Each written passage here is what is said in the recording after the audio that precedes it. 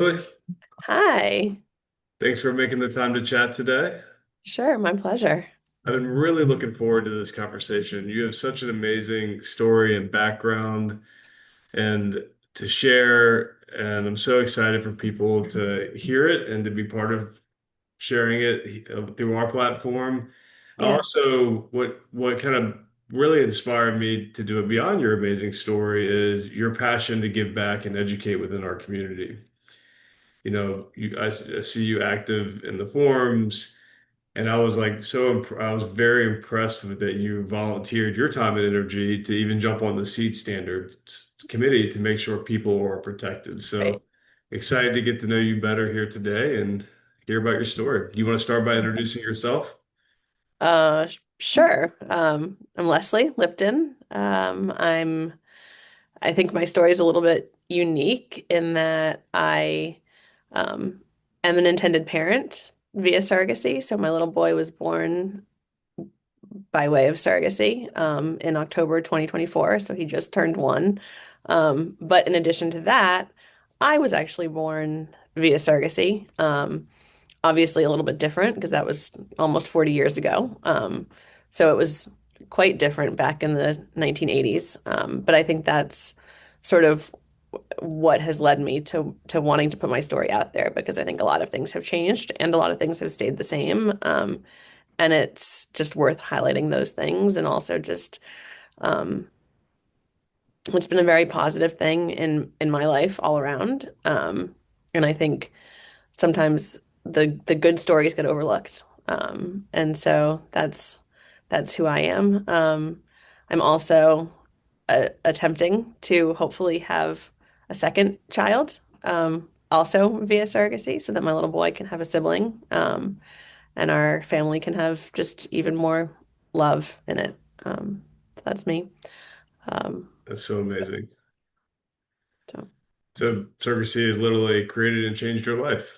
Completely, completely. And I feel like my life sort of the trajectory of it almost traces the whole lifespan of the industry because I came Yeah. into being when the industry was, one man working out of an office in Michigan. And now it's obviously very, very different. There's so many different players and so many different things that go into a surrogacy journey. But you can like see Yeah. that through my whole life. Yeah, it's amazing, over the last 40 years how the industry's evolved. It's amazing how it's evolved over the last 10, Yeah, shoot, even the last three, right? So, sure. and for the better, right? Like, Yeah, definitely. um, sometimes we think of the industry as like back then as like the Wild Wild West, or, like, because it was an emerging cottage industry that was evolving because there was a need to help people, Right. but it was new, right? Yeah, there were absolutely no safeguards in place. I think it originated as a very sort of um, genuine need to help people, right? Like there are families out there who can't have children any other way. And so somebody had an idea, kind of a wild and crazy one, I think. If Yeah. you look at it as like, okay, some other woman is going to have a baby for a family. Like that's sort of an out there thought, at least in the 80s it was. And then, but then it grew from there. And, um, I think a lot of the things that have changed have been definitely for the better. I think there's probably still things that need to continue to change for the better. Um, and they will because we do better when we know better. And I think that's what it was. It's just there's a learning curve with any new thing. Um, but yeah, it's definitely different. And then there's also a lot of things that are the same because underneath it all, it's the desire of somebody to help somebody else. Um, and I think that sort of sometimes gets lost or forgotten. Yeah, certainly in some of the coverage on the industry, you know. When you were, and feel free not to share, when you were such an early surrogate born baby, what was the dynamic and the discussions in the household around this? Was it discussed? Sure. Were Um, you public about it before you became an adult? Like, ke- yeah, so I've known for, I mean, as long as I can remember, that I was not carried by my mom. They told me, my parents told me when I was about, I think probably 3 or 4. So I don't really have any recollection of ever like not knowing. And it was just sort of a very simple conversation of like, you know, mommy and daddy really wanted to have a baby and we couldn't do this on our own. And so this really special, really kind woman agreed to help us. Um, for me back then, it was a little different because it was traditional surrogacy as opposed to gestational surrogacy because IVF was just an emerging thing and surrogacy was just an emerging thing, and they Yeah. hadn't really gotten together yet. So technically, I am genetically related to the surrogate who carried me, which is very uncommon in today's surrogacy world.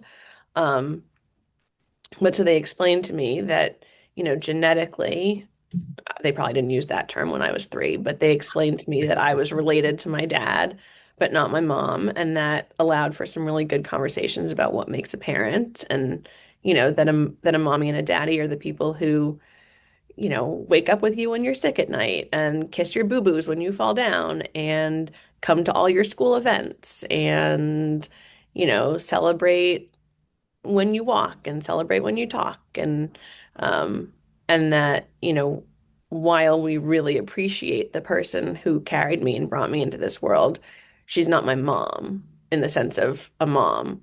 um and I think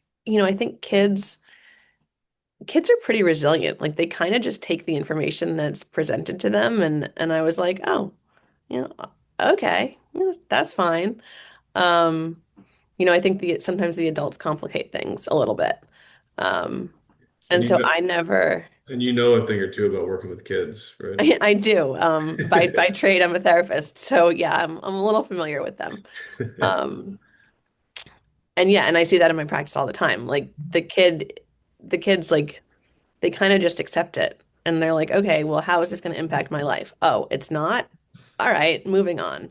Whereas the adults get all worked up about like, oh my gosh, are they going to have this? Are they going to have to think about this? Are they going to, and if you just give them information, kids are kind of like, generally speaking, okay with it. Um, and so I feel like um, that was sort of my take on it. I think a lot of people, especially when I was growing up, sort of mixed up surrogacy and adoption. Right. Um, and Which so they makes would assume that I felt all the same things that adopted kids might feel, um, which they may or may not feel anyway. But, that was sort of the assumption of like, oh, well, don't you feel like you weren't wanted or whatever is always the one that people go to. And I was like, actually, I feel like I was very wanted. Like the amount of planning that went into having me was extraordinary. Back then in the 80s and now today, the way that these kids are brought into the world, like the amount of detail that goes into every little step of the process, there's absolutely no question that these babies are wanted. um so that was sort of the question that I guess I had to answer the most.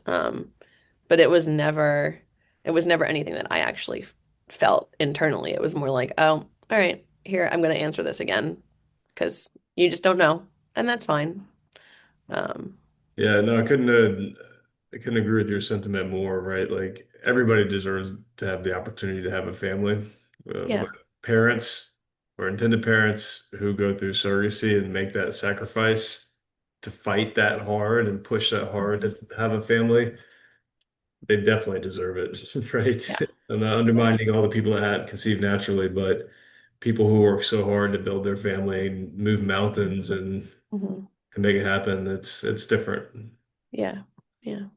Well, fast forward to your first journey. Tell us about that.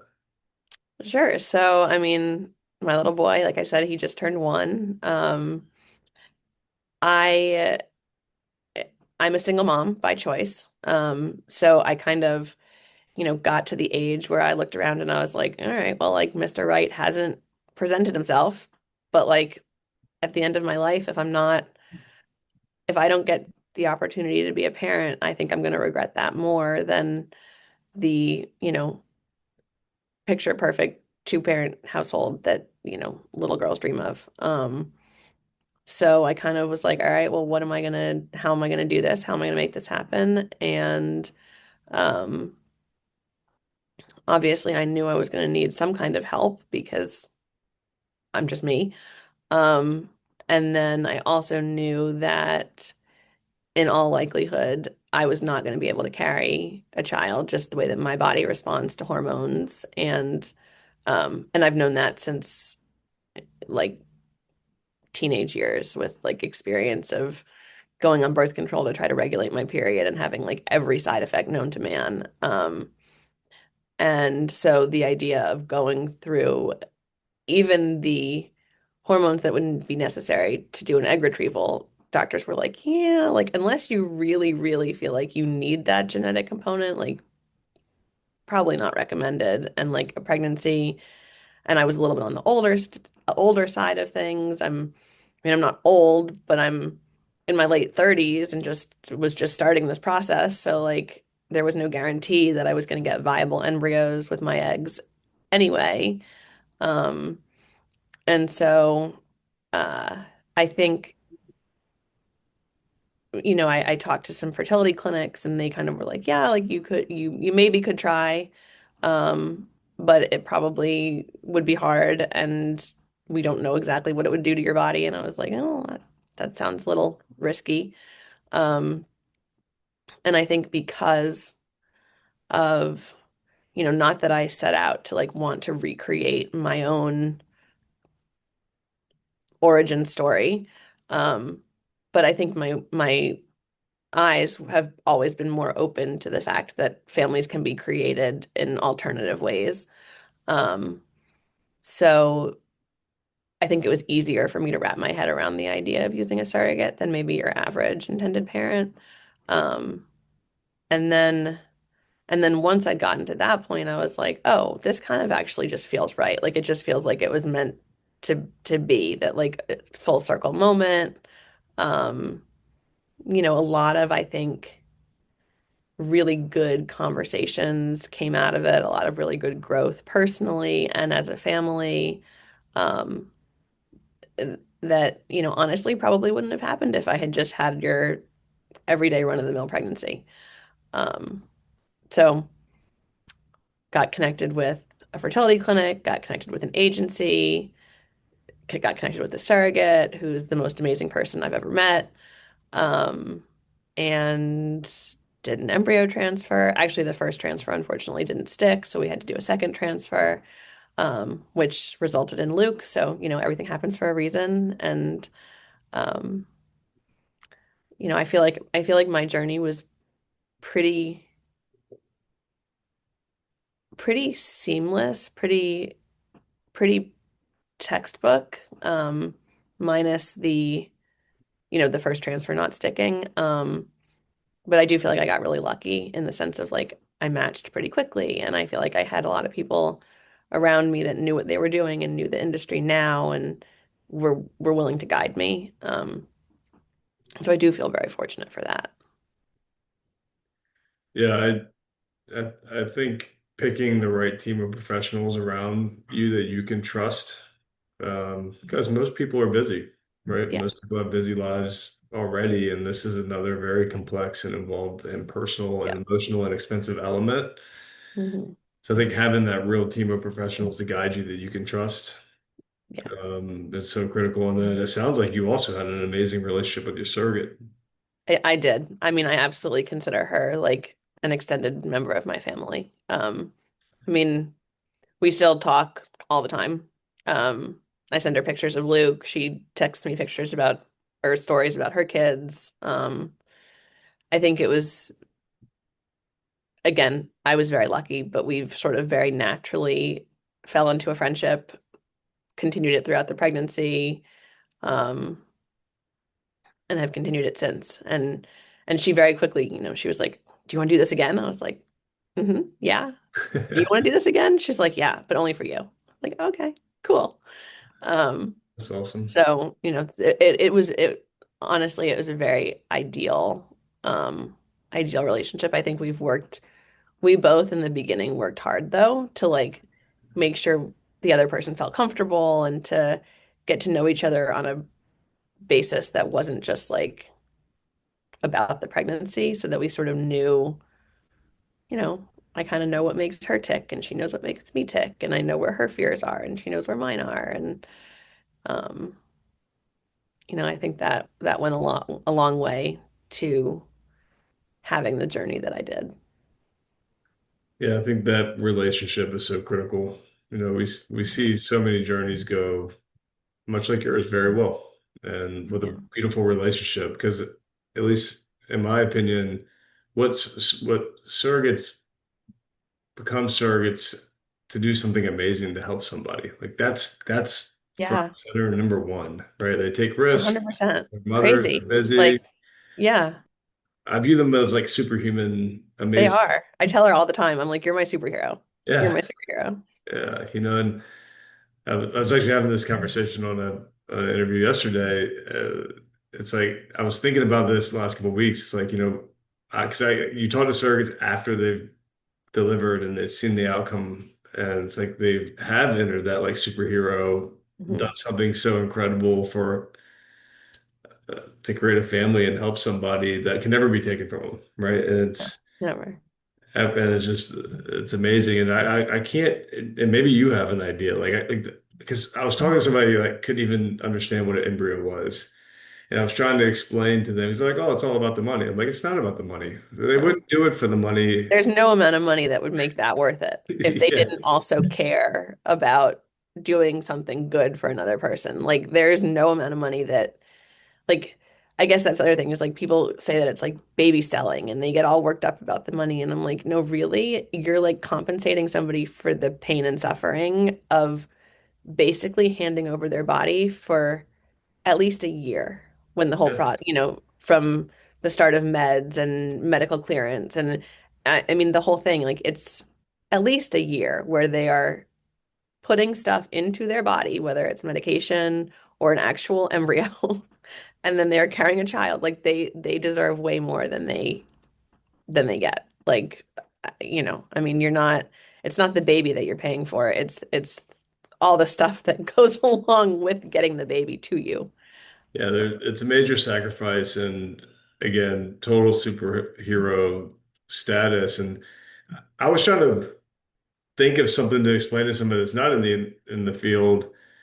And the only thing I can come up with, and maybe you have better analogies, is like, I have friends that have donated kidneys Mhm. um, to help somebody, and it's like they talk about it. They're so proud about it. They saved a life. They did something so selfless with a major sacrifice. Yeah. It's similar in a way. It's different, right? But Yeah. it's like this similar feeling of I did something superhuman or incredible to help somebody else in a very selfless way.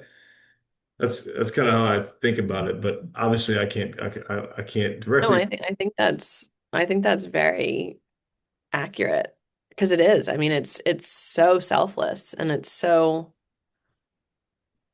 I mean, it's just like it's mind-boggling, really. You created a life for somebody like for somebody else. Like that's incredible.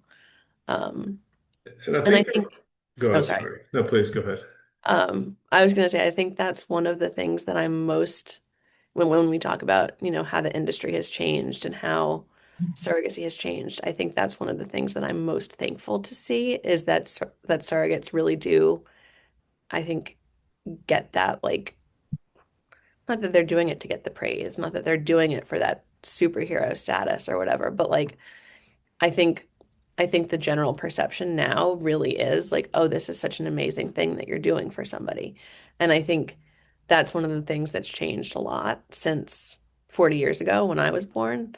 Um, and I didn't actually know this until, fairly recently, within like the last 5 years that like the surrogate that carried me, while she feels really good about what she did, and obviously my family thinks she's a superhero and that she should, walk on water and all the things that, I feel towards the surrogate that carried my son.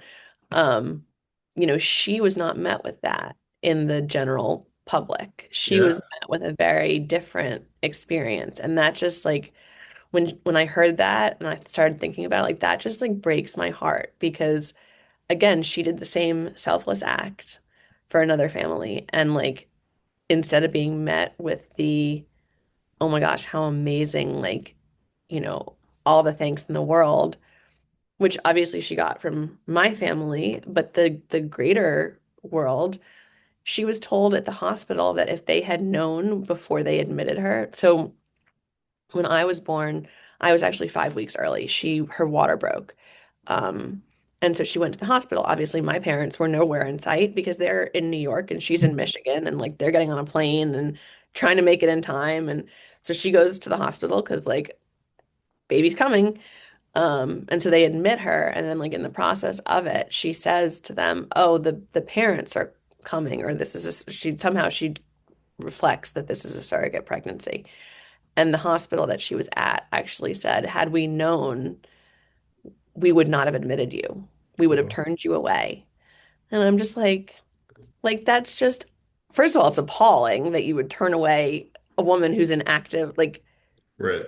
she needs medical care. Like, how are you going to turn her away? Um, but that's the mentality of like, oh, this is something that's like, oh, we don't want to deal with that. That's like kind of icky. Like we're confused, we're worried. Like no. Um, and that's like it's just heartbreaking because she deserves all the credit in the world and especially doing it at a time when it wasn't really known and really understood. Like she's willing to go out there and kind of be a trailblazer and to be met with that, I like Yep. I'm just so glad that that mentality has shifted. I know that mentality is still out there and you see it, you know, people in comments on Instagram or wherever, YouTube. Um, but I think at least in this country, the the mentality has shifted and for that I'm really grateful. Um, Yeah, I think so. I mean, I think people who speak against it or have that reaction just don't understand it, yeah, right? Or they, and you know, infertility, it doesn't discriminate. yeah, So it ultimately impacts somebody in everybody's life. And yeah, despite race, religion, economic status, so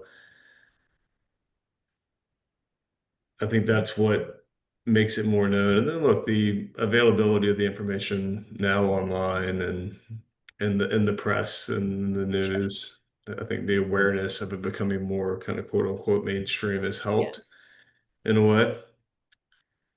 So, but But I no, think that's why they need the good, like that's why I want to tell my story because it's a good one. And so because I think that helps it helps people understand that that this industry can do a lot of good.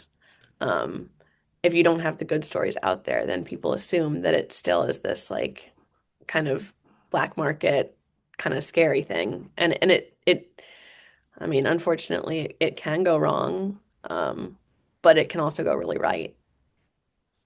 yeah, no, for sure. I mean, what most people don't understand, we have to talk, we work with banks, right? So we get to talk with big banks about what we Yeah, do. What we do is, and every journey is very different now than what you did. It's all gestational surrogacy. It's all following state laws and very specific rules and parentage and standards. It's evolved a lot oh in yeah, those 40 years, right? So, sure. um, and as you said, it takes like an army of professionals that the intended parents pay for, right? Yeah, To actually make the journey go well. I love that you had such a beautiful relationship with your surrogate and still have such a beautiful relationship with her. We see that in most cases. We also see in cases where just because, look, you have a pregnant surrogate, this is a hard process, puts a lot of stress on their family.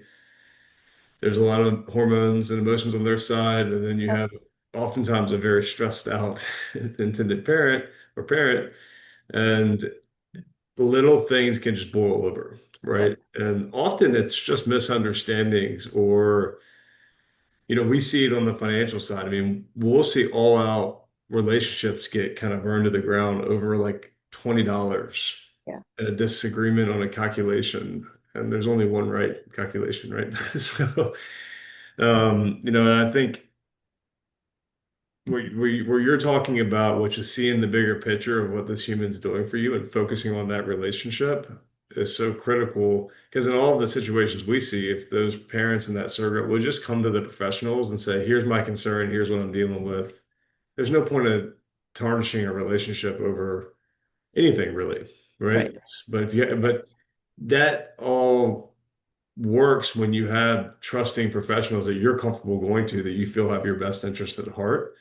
And it sounds like you have that team. Yeah. No, I definitely feel like I was surrounded by really good people as I went through this. Um, and I think it is important because like, questions come up and if you can shoot off an email and be like, "Hey, what happened here?" or like, "Why did this happen?" or whatever, and someone can just get back to you like, "Oh, all right.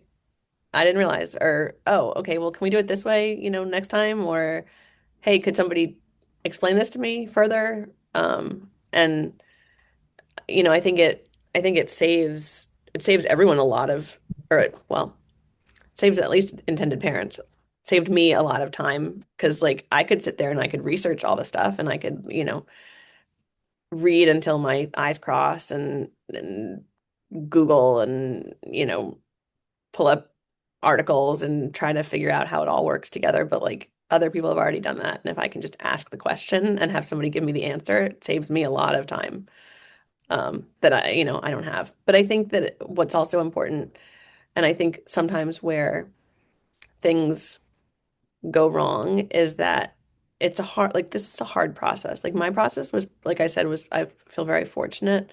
Um, but a lot of the times the people, especially the intended parents, are coming to the table with so much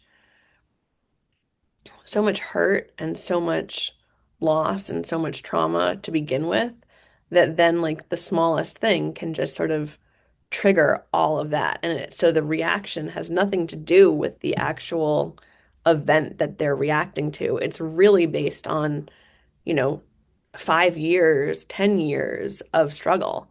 And unfortunately, they just get lost in that. And so I think having like a third party that can be like, whoa, whoa, whoa, hold on.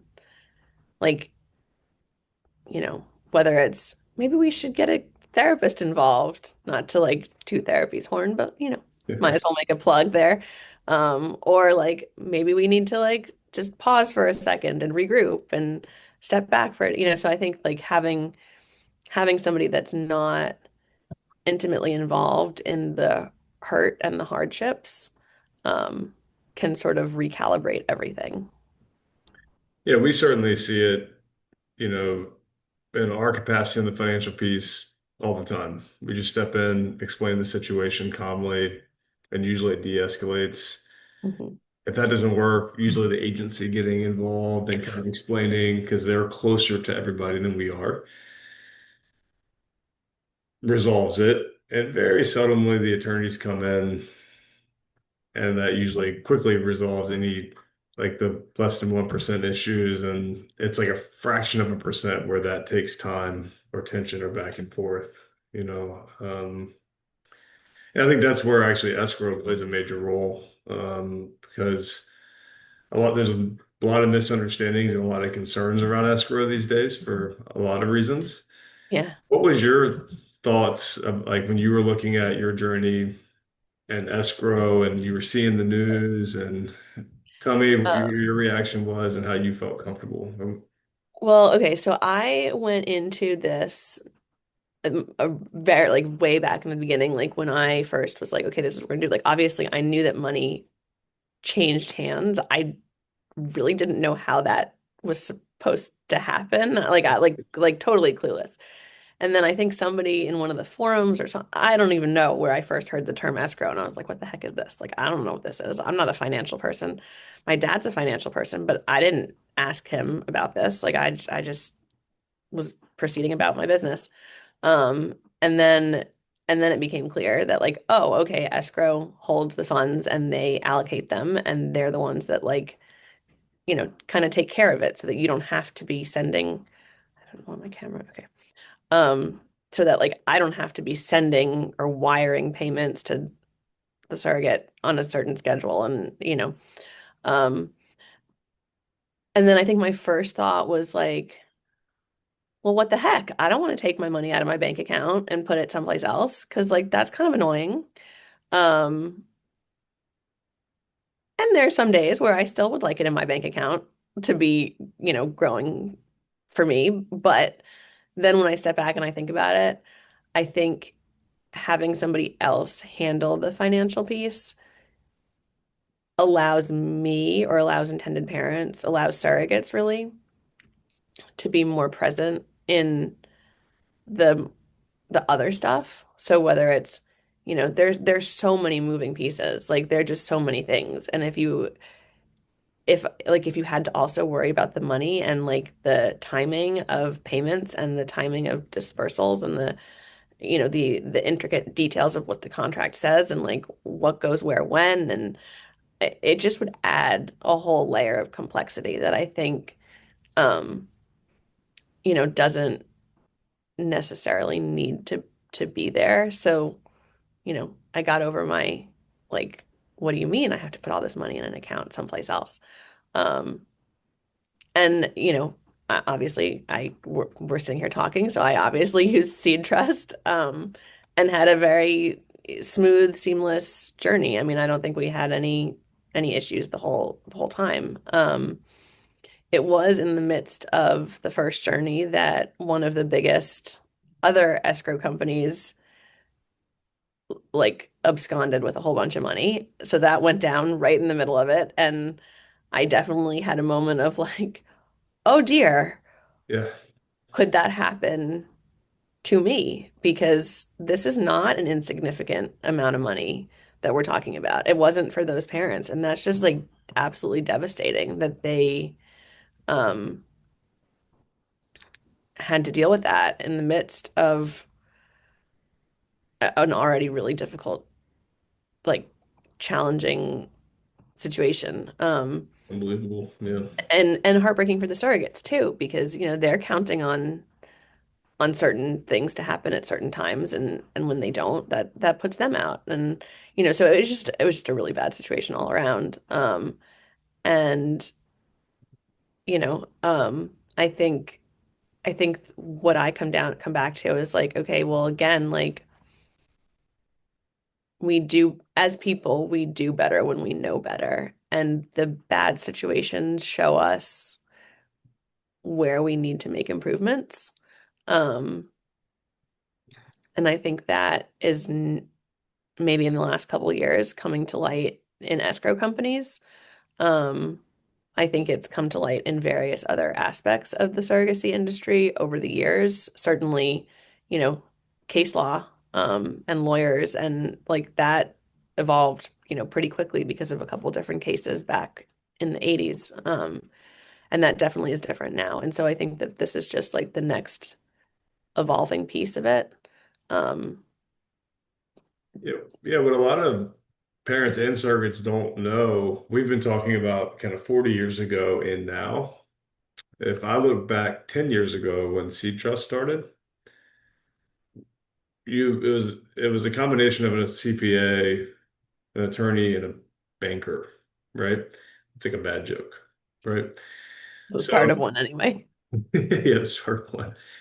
Right. But we kind of looked at the field and said, gosh, what's happening in escrow is one, very outdated, and two, not really adding a whole lot of value, more so just creating risk and complexity and more financial stress for everybody. So just to take people back to that time, there were escrow providers with no real financial safeguards, no bonds, no audits, no technology, no transparency. They weren't even sending electronic payments.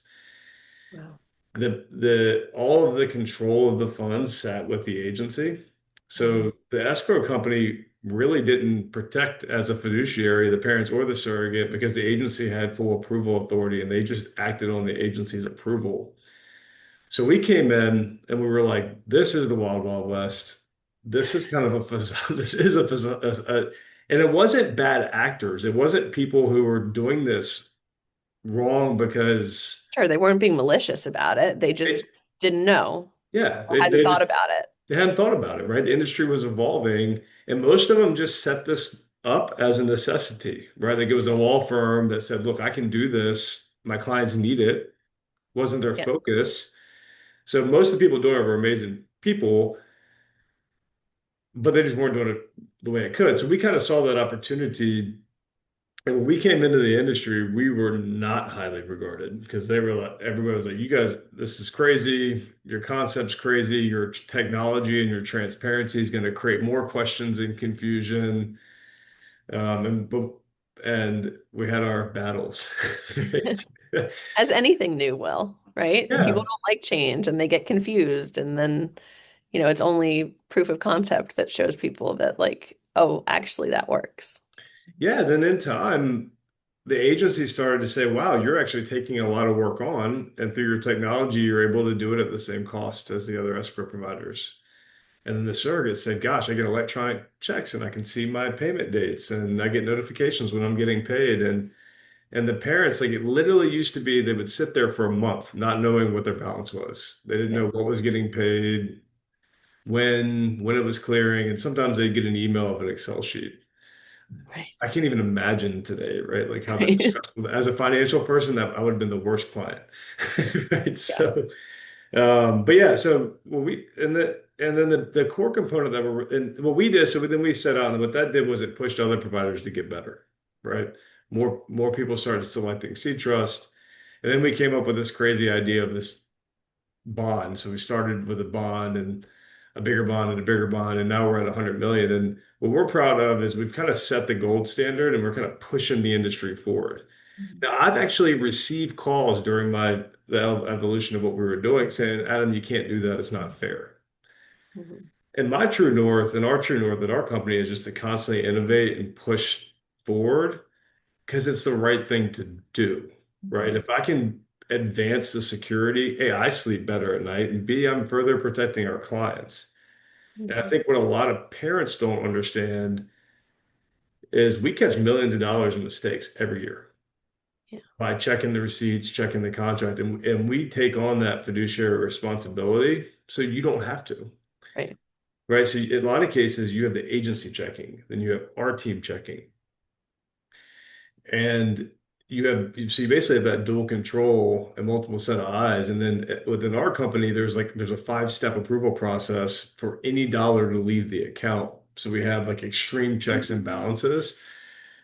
So that makes sure the parents are protected, and then also it makes sure for the surrogate the money's managed fairly and is never used as to give an advantage to the parent to get Yeah. their way if they're being unfair, right? So it just really creates this fairness. So I'm really proud that we've evolved this piece of the industry to where it truly is a value add component. And we're still looking for the next because I'm sure my team laughs when they hear me talk about it because I never stop and reflect back. I'm always like, where are we going? We're going here now, right? But Yeah. Well, there's always new places to innovate. I mean, in anything, in any industry, in any company, in any, field.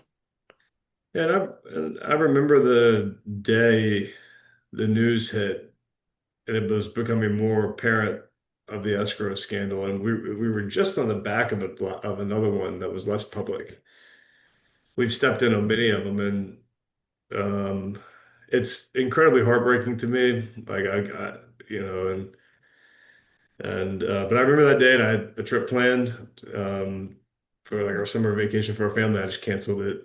Yeah. I was like, we need to do our duty here and A, make our clients feel comfortable, but there's hundreds of families out there that are going to need our help. Right. So yeah, and it's just so sad. So a few thoughts on that. One, any industry can have bad actors, right? Of course. This industry has had our share. Um, and the industry is learning and evolving, which is positive. If I look at the situations where these issues happen, they should have never happened. Because if people were educated, they wouldn't have selected them as a provider. Right. or they would have pushed them to put certain things in place that wouldn't have allowed for it, like bonding and audits, Mhm. or been able to see that, you had this other model over here that was bonded, audited, transparent, tech enabled, had a real qualified team, and then these others. But people, what happens to parents is you got to make a lot of decisions, right? You got to pick Lot. your agency, the bigger ones for most people, right? And the escrows have to often it's low cost, lower cost compared Eh. to others. Unless something really bad happens, Yeah. then it's the most Until, expensive cost. yeah, exactly. It's the lowest cost until it's not, right? So, but it often gets overlooked, and and the one silver lining in that terrible in those terrible situations is it kind of made people say, wait a minute, I need to kind of understand this and make sure I'm picking a qualified provider. And it's also given the energy for the industry to rally behind holding people, escrow providers, more accountable to a higher standard, Yeah. which is great. Yeah. It's just, I mean, but that's always the thing. Like, you learn from mistakes. It's just it stinks for the people that get caught in the mistake. Right? Yeah, no, it's terrible for those But that's families. anything, that's not just escrow. That's like across the board. Like you know, unfortunately, oftentimes advances come through bad things happening. Yeah, it opens everybody's eyes, right? And gets everybody focused on it. And uh, I think that's something we should be proud of as an industry. Like you can argue, look, and I look, we took on over $1 million in pro bono work to help families that were impacted in that situation and others. And I remember going to our team and saying, look, we're already busy. We're This about to get can't much bigger, hurt, busier. this can't hurt our clients, and we're going to lose a ton of money here, but it's the right thing to do and kind of rally them behind purpose. Um, And then I had to like send multiple emails out to everybody saying we're a little bit slower. I did not plan for this, but the big picture is the industry gets better, and I think people are now safer Mhm.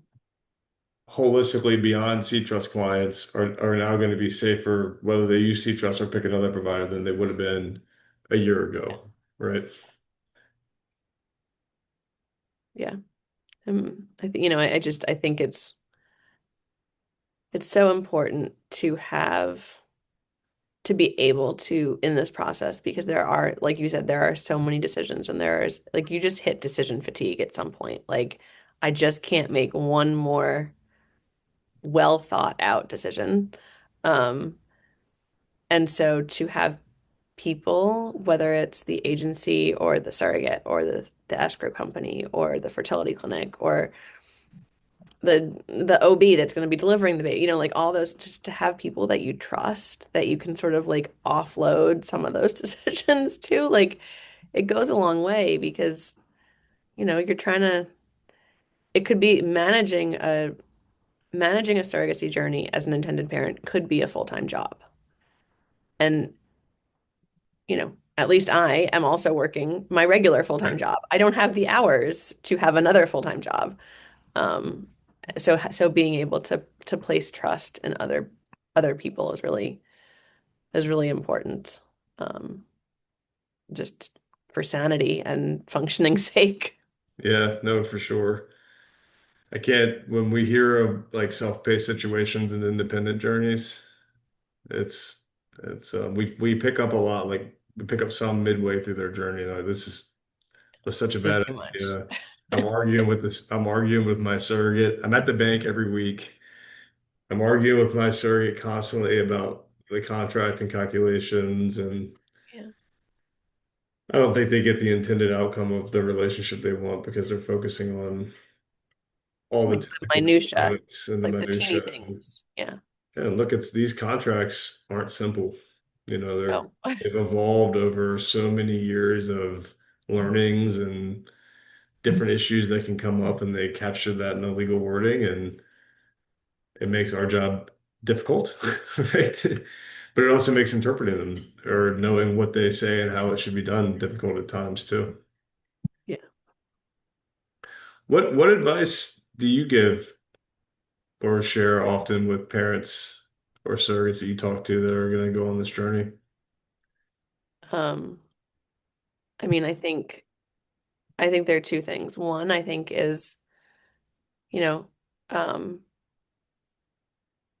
don't trust blindly, but trust. Like you don't want to just put your trust in anybody. So do your research, talk to people, read, like kind of know the basics, but then you've got to at some point like you got to jump. You got to like let other people do for you. Um Especially when you're paying them to do things like let them because you'll drive yourself crazy if you try to micromanage everything. Um that that goes too with like a relationship with a surrogate. Like I think a lot of people, and again, I think it stems from feeling very out of control with their own fertility journeys Right. previously. So I think that's where that comes from. So I don't think it's coming from like oh, I want to be really controlling, but I think then the unanticipated consequence is that like you have people that want to, and this is not ever, this is probably the minority, but like, want to tell the surrogate what to eat or want how much to exercise or where to go or what to do. And I'm like, and my kind of approach was like, look, she's had two children. Every surrogate today, by guidelines, has to successfully have a pregnancy and be raising that child. So clearly, she's done what my body is not going to do. So, like, who am I to tell her how to do that? Like, that's her area of expertise. I want her to do that. I want her to do it successfully, like she's done it before. And whatever that looks like I have to trust that she knows how to do that. Um, and so like I think that's kind of how I approached it. I'm an expert. You want to bring your kid to me for therapy? Like that's my expertise. Yeah.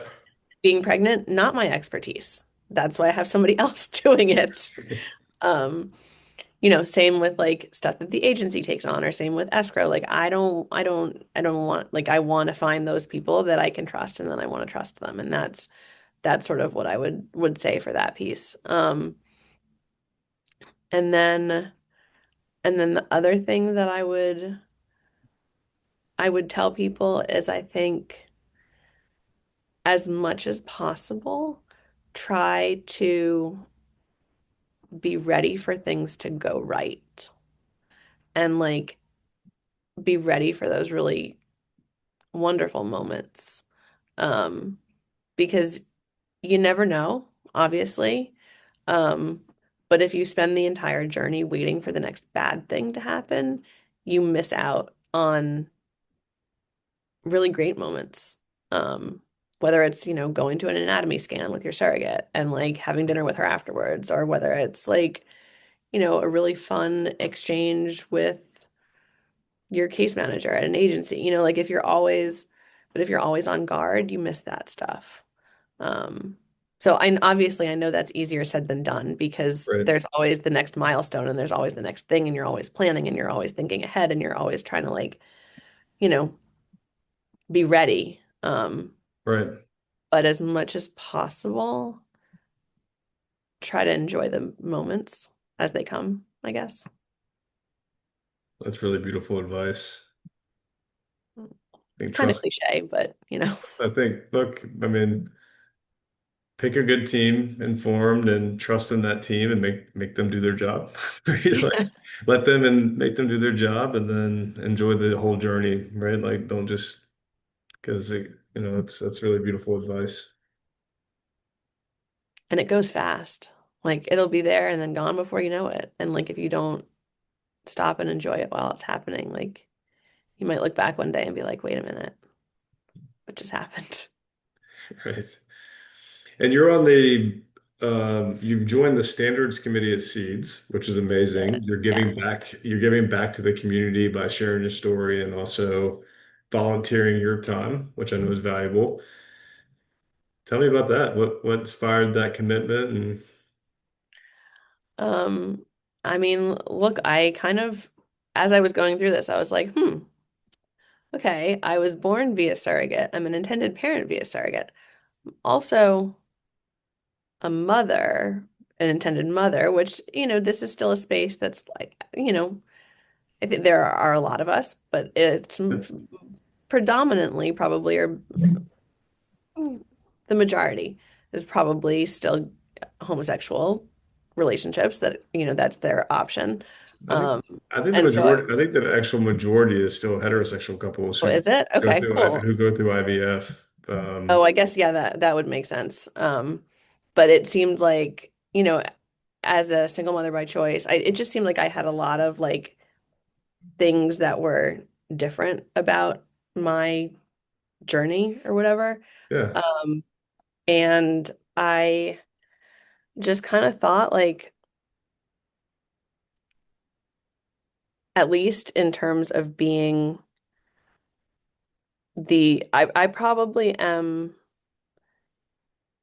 if not the only intended mother that was also carried by a surrogate, one of very few. Oh, for Um, sure. so I was like, well, maybe I have a perspective that is worth something to somebody and could be useful. And if I do, great. I'm not saying that I'm the expert on anything necessarily other than my own life. But maybe I have something valuable to say. And if if I can help, like, why shouldn't I, kind of? Um, I think I can look at it and I can say, a lot of people mistakenly assume that kids that were born through surrogacy are going to be like traumatized or like have, lingering Yeah. issues. Um, and I can kind of look at it from the standpoint of being one of those kids, not having lingering issues, also as a therapist. So like, I just figured I had a lot of different elements that maybe could be useful and doesn't doesn't cost me anything to be open with my story. Doesn't necessarily get me anything either, but like that's okay. Um and and so why not? Like I'm not ashamed of how I came to be. I'm not ashamed of how I grew my family and um I hope that my son will grow up to feel the same way. And so I think, you know, telling a good story about an industry that sometimes gets negative press never hurts. So, Yeah, no, and for then I was sure. and then I was asked to be on the Seeds committee, and I was like, sure, if you want me there, I'll be there.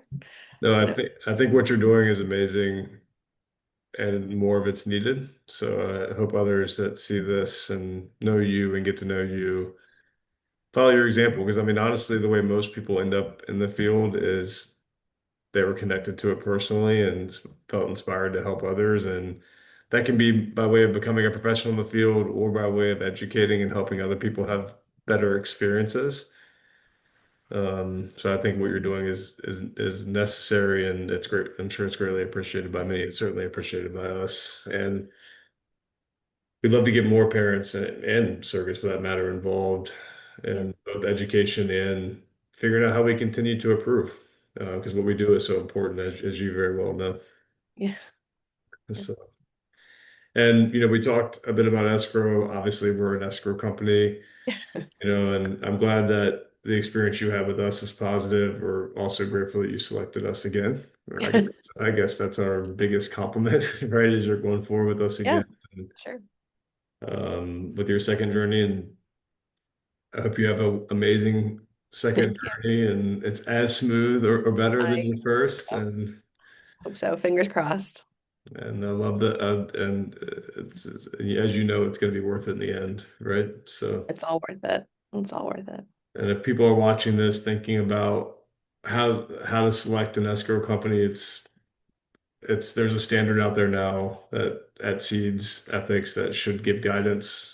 Um, but really you just want to make sure that they're experienced, qualified, they got the right professionals in place, they've done it because what we do is unique. They have the right financial safeguards in place, the boring stuff like checks and balances and you know and systems and controls, and then the external reviews with audits and bonding and all those things. But really, it boils down to reputation and experience and reviews and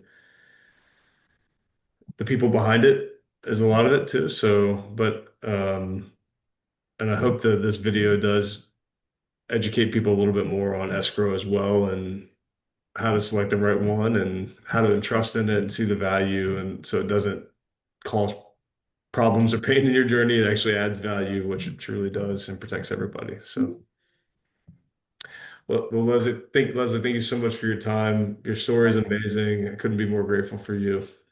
My pleasure. Thank you for having me. Thank you.